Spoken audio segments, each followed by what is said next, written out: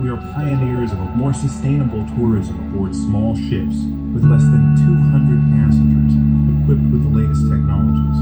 This allows us to have greater agility and the smallest possible environmental footprint. My goal is to inspire my passengers, to share my passion, my commitments, because we only protect what we know. It won't be easy, but this journey is fascinating for me, because nature is our guide.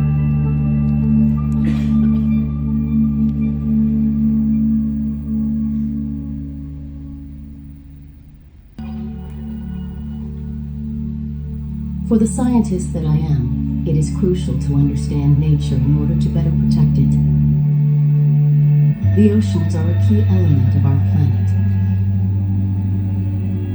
The onboard laboratories of Commandant are unique observation points in hard-to-reach polar areas. Being invited aboard to continue my research work is part of a collective approach.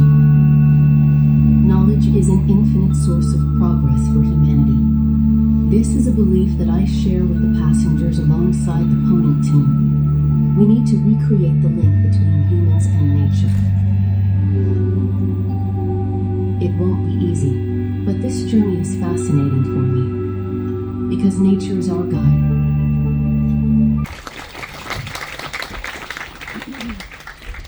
A very few words, because my throat has been going for the last 2 days, but I wanted to say, first of all, thank you to all of you. I feel a lot of enthusiasm in the room for this amazing ship that you're having the chance to visit. I want to thank the crew and the staff on board. I also want to thank my team in the UK, starting with Nabil, Vladislav, Danny, and Jadip, who worked very hard to get this together with a lot of last-minute changes. Very strong capability to go deep in the ice. So we are surrounded by ice and not anymore by sea. She is also, this is a unique and the first passenger ship built with such ice capability. Okay, there is no other, all the other icebreaker are working ship usually, not a passenger ship. And she combines 3 energy. So it was also a very unique and a lot of innovation, but Matthew will speak about that. Combine LNG, so liquid natural gas, diesel oil, and battery. So she's hybrid as well, and it was the first vessel to combine this 3 energy. And also in the project, it was very important to integrate the science on board this vessel. So it's not only a tourism vessel, but it's also a real scientific vessel, because she has been built with some lab to accommodate scientific, wet lab, dry lab, and we have even some disposition in the hull to add scientific equipment if necessary, according to the expert, to the mission of the scientific on board. This is the only luxury icebreaker in the world, and she's a totally unique ship in the world. Can you tell us why? Well, yes, it's a unique vessel for many reasons. Because first of all, the level of innovation on board this vessel is very high on many aspects. The first one will be the naval architecture design. The hull, this is the only Polar Class 2 vessel in the entire world.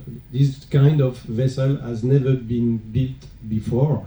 And in terms of naval architecture and performance in ice, there is no comparison to any other type of vessel. This is the first aspect. The second one will be the type of energy this vessel is using.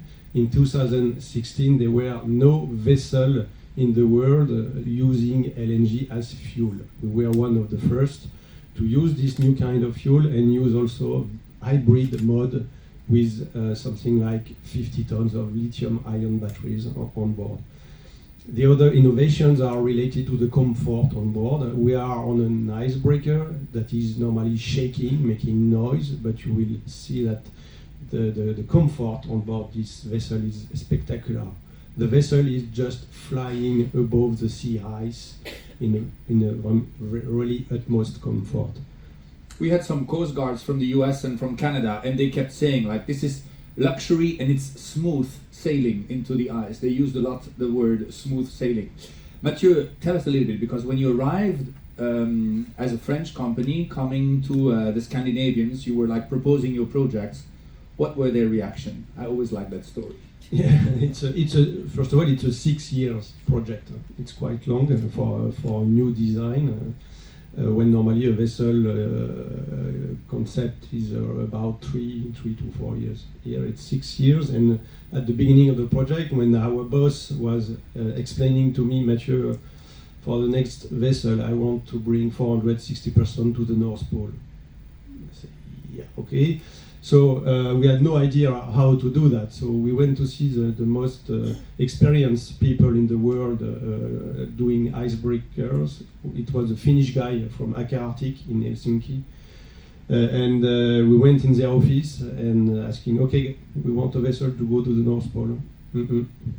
Sorry guys, funny French. It's not for you. Icebreaker is vibrating, is shaking like hell. You are doing luxury cruises, doesn't match. But okay, you look nice, and we will work with you. So we started to look at the environmental condition, which level of ice we should pass through, what are the lowest temperatures. Then we started to analyze that in order to know which size of vessel we have to build, and then we have gone through those analyses, and the outcome was a polar class 2 level for -25 degrees outside temperatures, and able to cross 2.5 meters of thick intact ice, and also pass through 15 meters of ice ridges in order to guarantee that the vessel will never be trapped in the ice.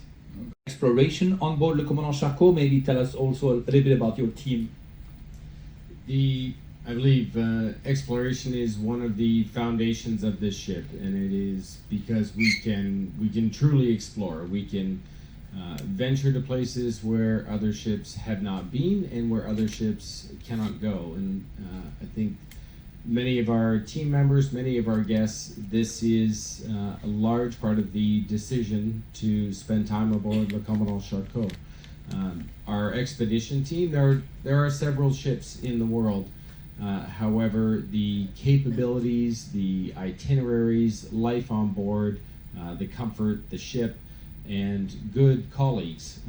We have expedition team members from France, Canada, the US, Germany, Sweden, Norway, Italy, China, and so we have a dedicated and diverse expedition team.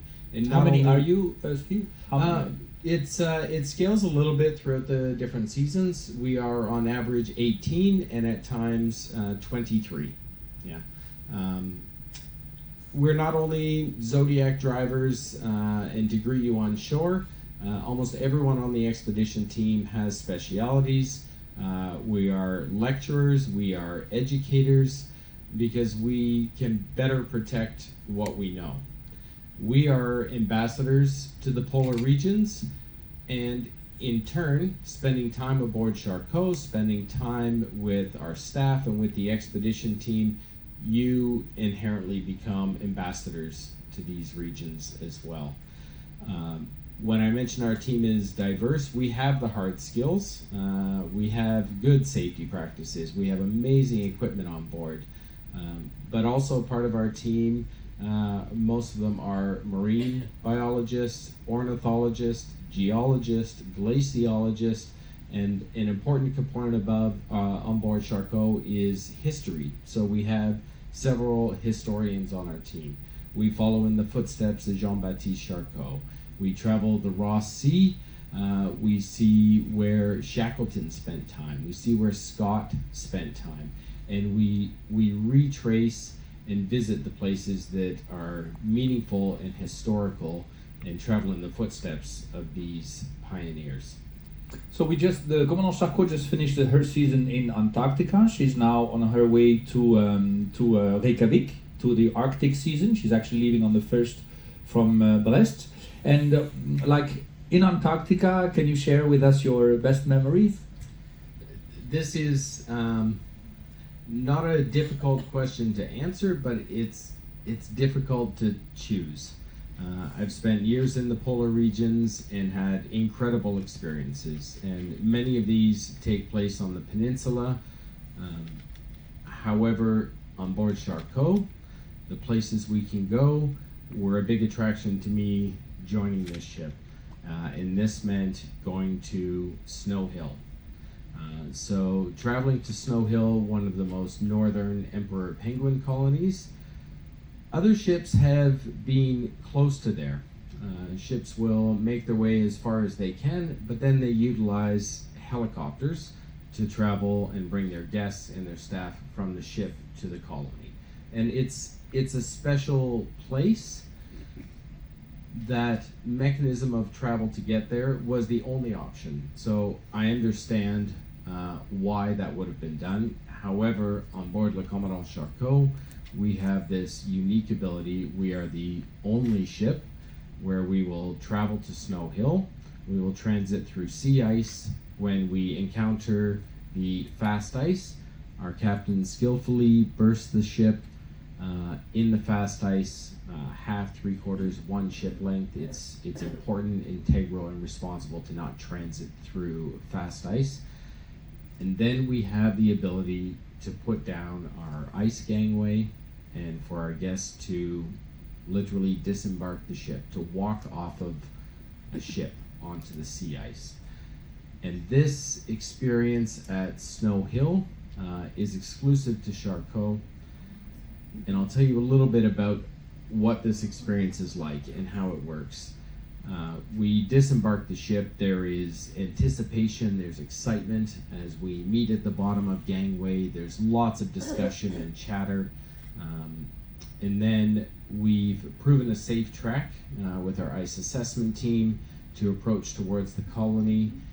And without direction, without cue or request, what naturally happens is as people make their way there, it goes quiet. People stop talking, they stop chattering, because in the distance we hear the call of the emperor penguins. And this is an incredible time. It's an incredible moment. We walked on one trip 3.2 kilometers, on another trip 2.7, which is approximately an hour. And although we're eager to get to the colony, the experience of the walk itself is incredible, and it builds the anticipation. It leads up to the final destination. We hear the call of the emperors. We have this gentle but amazing walk to get there, and finally the calls get louder, they get stronger, and we arrive at an emperor penguin colony with adults and chicks. This footage was taken by our Penant studio team, and this was from the last season. We spend time at a safe and reasonable distance, a little beyond the prescribed distance. We have respect for the animals. We have respect and humility that we have the ability to visit and to go to this colony. Inherently, without land-based predators, there is a genuine curiosity with the emperors.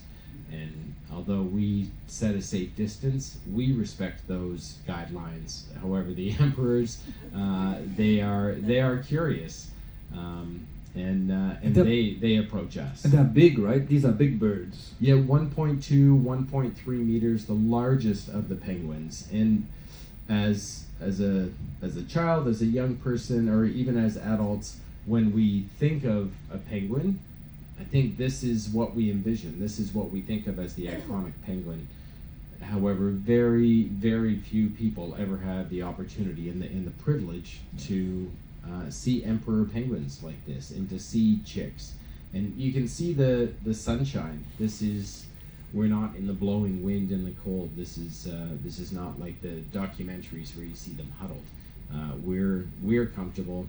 They're incredible days, and I would say this is a highlight, a career highlight. It's also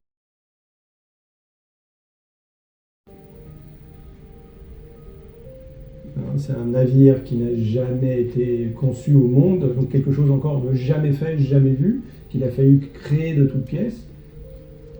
She was incredibly stable, incredibly capable, and quiet.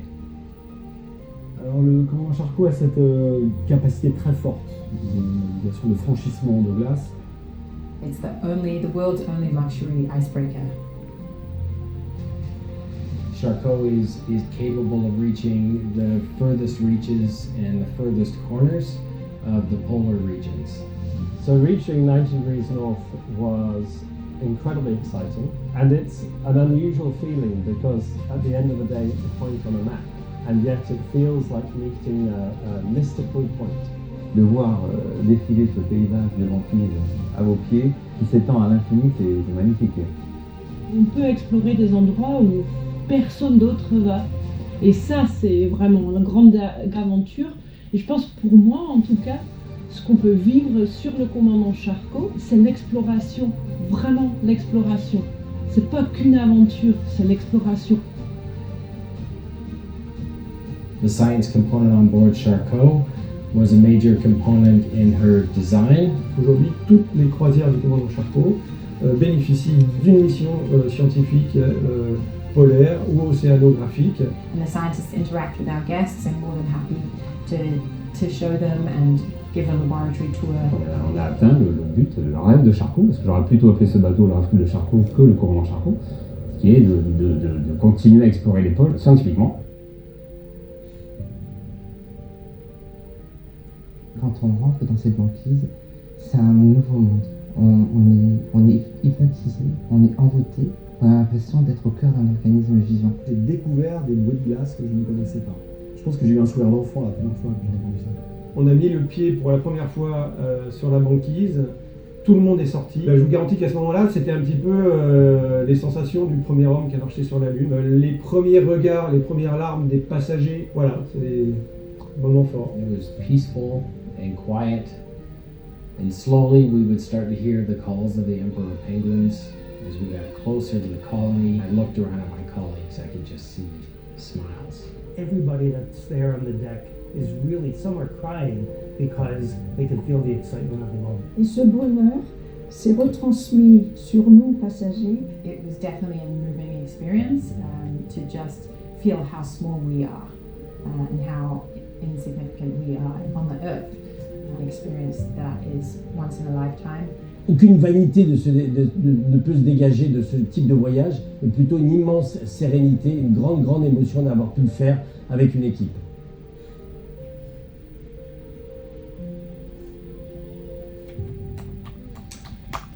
Great. So, ladies and gentlemen, we have some microphones around. So, if you have questions, please don't hesitate. First of all, I would like to talk about my first embarkation on board Le Boreal in 2012. We did an outing in the morning with the Zodiac. We did an outing in the afternoon. It was 11 p.m. This was a picture taken in Greenland, in West Greenland at 11 p.m. And the captain calls me on the bridge, and we finished the show. And he says, "Okay, Frederick, with the expedition leader, we're going to do an outing now." I said, "But it's 11 p.m. My guests are all sleeping." I said, "Yeah, but look at the light. It's beautiful. We're going to do an outing." And we did it. And like 80% of all the guests did the outing at midnight, basically. And they were all really happy, you know. So it was really something that I said, okay, I never lived that with the other lines, you know. That was like to do another activity that is not planned. It was something really strange. And so that was, the other example was we had a lecture, and in the middle of the lecture, the captain makes an announcement, "Ladies and gentlemen, on starboard side, we have whales." I ran to the bridge. "Captain, you just made an announcement, we have a lecture." "Yeah, I know, I can see it on the camera." I said, "Yeah, but you interrupted the lecture." "Yeah, I know, so what? The lecture you do it later, the animals are there now." And that was new for me. Same for lunchtime, 1 p.m., Wales. The waiters, the galley, they have no idea when you come back, if you come back. You know, but you can only do this on small ships. And in the small ship category, less than 500 guests, what you can do with a 200 passenger ship like this one, or 400 passenger within the small ship category, is already a huge difference. In Antarctica, if you have less than 200 guests, you can go everywhere. If you have 201 guests and more, you cannot go anywhere. You cannot disembark anywhere, everywhere. So that's a huge difference. The other thing in 2012, and it's funny because we talked about at dinner last night, It's like the Airbus 380. You don't know when it takes off and lands. It's the same with our ships. Our ships are built by our captains and our chief engineers, so they know what they need. And for this ship specifically, she's also really good at underwater noise, and the other ships as well. We actually, Ponant gets prizes for that, not to make noise under the water, thanks to the control of the nuisance. The other part is in August 21, they said, Frederick, you can go to the North Pole. This is going to be a dry run without guests. We're going to test the ship's capability. Steve was also together with me. What amazed me really were the colors. Like every day, the landscapes would change, the colors and so on. And it's, you know, like on the itinerary, it looks a bit boring, like a straight line to North Pole and back. But actually, it's so exciting. Every day you have different lights and different activities to do. And again, the ice is changing all the time. And then, you know, rainbows, but this halo, you know, the white halo that you find up north in the Arctic is amazing. So it was a good opportunity. I don't know if you see it on the picture. You still see a little bit this halo. And so we did the kayaking as well. And then we were sailing in these areas. And this area is perfect because you can see seals. And if you can see seals, you can see polar bears, because polar bears are hunting the seals. So these were the first polar bears. We can spot them thanks to the long views we have. We have two Swarovski long views in the front, two at the back. And so we saw the polar bears, and the captain makes an announcement saying, ladies and gentlemen, we have polar bears at 2 kilometers. We're not going to make any more announcements. And when you move around the deck, you don't speak and you don't move, like you stay where you are. And so the only thing you hear on deck are cameras, like click, click, click. And I walked around the deck and I could hear another noise. It was like, because people were crying. It's really moving. And another nice thing is that the next morning we were at breakfast and we see the polar bears right there. The polar bears right there, you know. So you're having your breakfast and then, you know, you have the announcement, ladies and gentlemen, on starboard side. It was really good, you know, and this is why we also wanted in design to have a lot of open, like, you know, natural light, so that you can see really clear. Then we land, you know, on the ice, and then you can just walk around. It's a feeling that you are at the end of the world, really. This is on our way to the North Pole. And then you enter the ice, and this is where I wanted actually to answer your question. The captain said that when we pass, just after, like a zipper, it likes closing behind. And I didn't know that, and I thought it was also interesting to know. This ship is really made that this is like her way, like she loves to be in that area. And the great thing is that the ship is not moving anymore once you sail into the ice, because it's blocked on port and starboard side by the ice. So you don't have the rolling or rocking of the ship anyway. The other great thing, you can be completely in the front. And I was thinking, like, do I have a video on my mobile phone where I can show you what it feels like to sail into the ice? So this is it. It's at the bow of the ship, the front of the ship. You can hear the noise as well.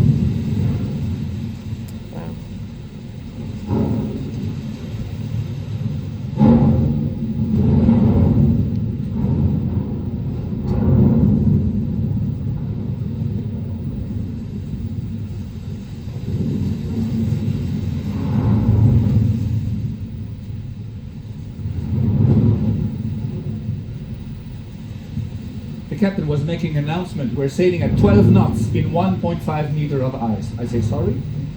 The ship is really powerful, but again, the power is for us not to get stuck into the ice in these remote regions. This is the first time we reached the North Pole. First time a French ship reached the North Pole. Votre commandant, nous sommes en train d'approcher doucement du pôle Nord. We are now approaching slowly but surely the North Pole. On était déjà arrivés là.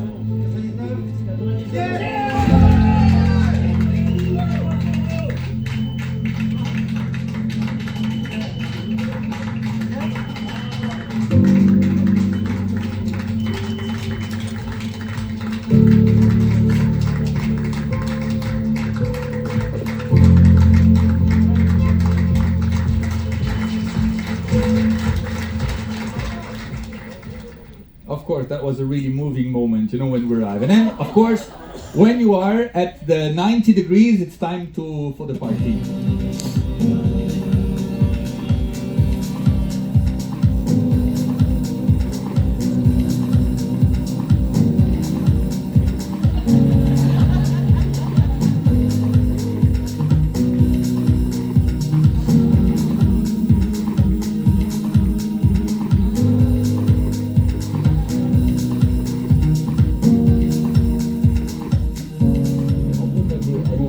you're never at 900 because the ship is, I mean, the ice is moving all the time, so the ship is moving all the time. Basically, you're going around the world. You're on your mobile phone. It's like 11 p.m., then it's 6 a.m., and then it's 4. So your clock goes. It's really crazy. You go around the world basically when you do a round the world trip when you are on this voyage. About science, so we have this float boat project, floatboat.org. So these are small boats driven by students, by children in Seattle, in the US. So we put these wooden boats with numbers in the North Pole. We leave them there, with a buoy as well. So the scientists help us. And then we sail away, and then you can follow your boat with a number. If it has been found somewhere, you can see on the website, floatboat.org, where your little boat has been found. So you help actually the science by doing that. And when the ship was leaving, it was actually a little bit moving as well, because we left the heart in the middle of the North Pole. And yeah, it was quite nice.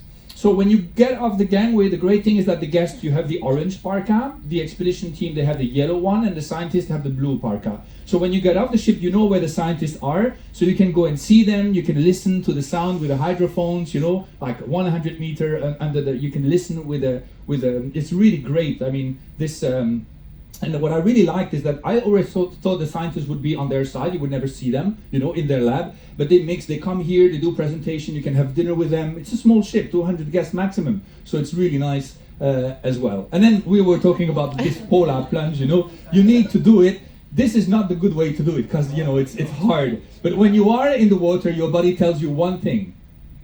Get out. Yeah. But it's fun. I mean, it's really good fun. And then we talked about the SIMS, the sea ice measurement system already. Then we went on the way back. We had the Zodiac is right there. And so you had like thousands of birds of 4 different species of birds. And it was beautiful. The noise was amazing and so on. It was a bit dangerous, actually. You will understand why. And then on the way back, they had a lecture, and they were telling about this bird. The Arctic tern is actually flying from Arctic to Antarctica in a year. This little bird like that, So I think when you have the lectures and the naturalists are telling you about all these knowledge they have, it's so good. When you step on board Charcot, we want you to have the answer to all your questions. We want you to learn from the naturalist side, but also from the scientist side. When we have activities, like the ship is there, we go to the beach, and then there is an activity for everyone. I like that because depending of we have people with hip replacements, we have staterooms for guests in wheelchair as well. So this is on all our ships except on Le Ponant, on our sailing ship. So there will be one activity where the ships can just go off the ship and stay around the beach, those that would have like walking difficulties. Then there would be like a walk or a hike of 1 hour, 2 hours. But then we have mountain guides on board as well in the expedition team. And then you can go for 6 hours or 8 hours with them. So depending on your level of activity, there is always a choice for everyone. And if you want to do something a bit further, we are starting in the next weeks now, for the first time, a new activity where you're going to be in a small team of maximum 10 with Inuits and with the mountain guides. You're going to go skiing in the ice, you go and camp in the Arctic, and hopefully the next day you are back.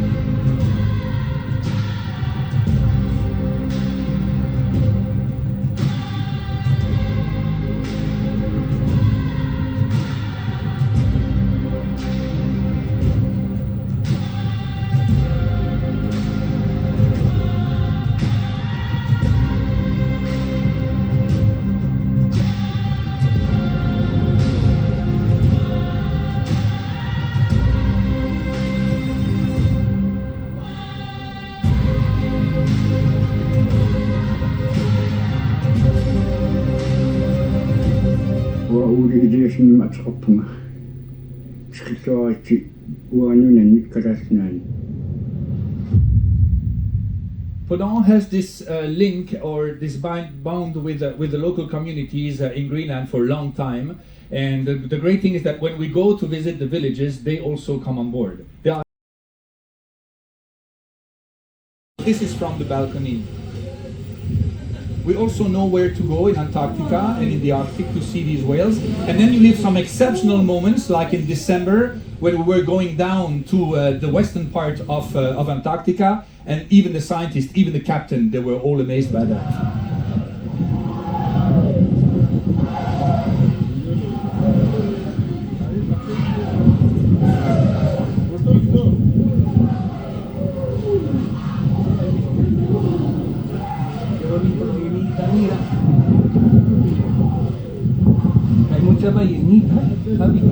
So later I was on the bridge and the captain said, I can't go away. I can't get away in front of me. You know, it was, yeah, there were many whales around the ship. So talking about whales, so Ponant, not only Ponant, other companies as well, I have to say, which is a good thing. We're contributing with Happy Whales. If you go to happywhales.com, if you make a picture of the tail, like a beautiful picture of the tail is the DNA of the whale. So you post your picture on happywhales.com and you can follow, they can recognize your whale and you can follow up. It's really interesting. You should go to happywhales.com and then you can see how the guest can contribute to the whale. And you can actually follow, like, more or less the whale that you have been taking into the picture.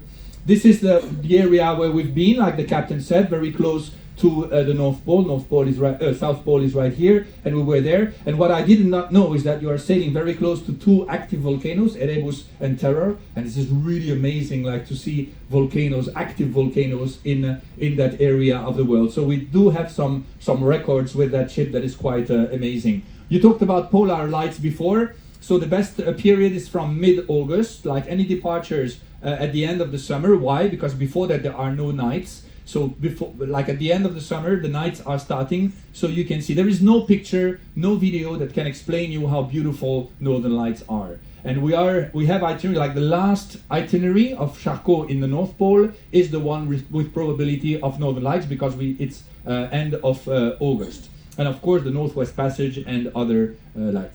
This is 6 o'clock in the morning, June 22.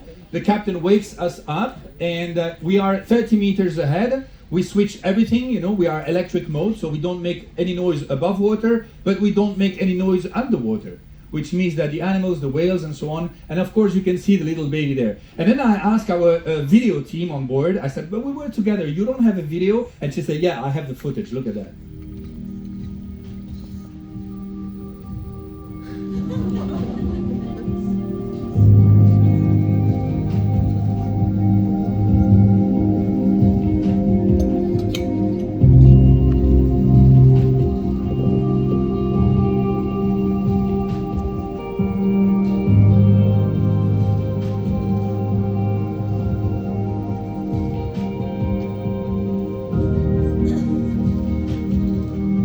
This is where the person in the expedition team that was specialized in polar bears said they are very quiet, otherwise they would not do that. And like she's breastfeeding now, so it's like really, you can feel that they are really like quiet and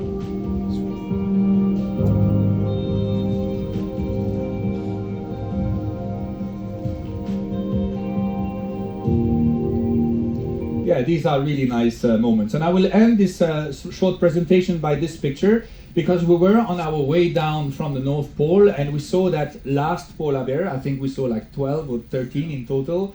And I was on the bridge and we took pictures, and then the sun was setting. And then the captain said, okay, we're leaving now. So captain, you're leaving and the sun is setting. We can get great pictures of that polar bear, you know, with the sunset. He said, no, it's enough. We've been here like half an hour. Everybody took the picture. We have to leave the animal alone. And I like that. I think we are, you know, like we respect the cultures, we respect the population, we respect the wildlife, and we don't do that too much of it, you know. And I thought it was really something that meant a lot and shows what Ponant is all about. We want you to show you, but we respect also, because nature is our guide. Oh, that was a good one. That was a good one, all right? Thank you very much. This is an activity we do in East Greenland, so with the locals, with the Inuits. So and all the activities are included. The only activity that is at an extra cost would be the polar raid, the one with the pulka and the tent, the overnight. That's at an extra cost because we have to limit to 8 or 10 guests. Thank you very much for your attention. Thank you.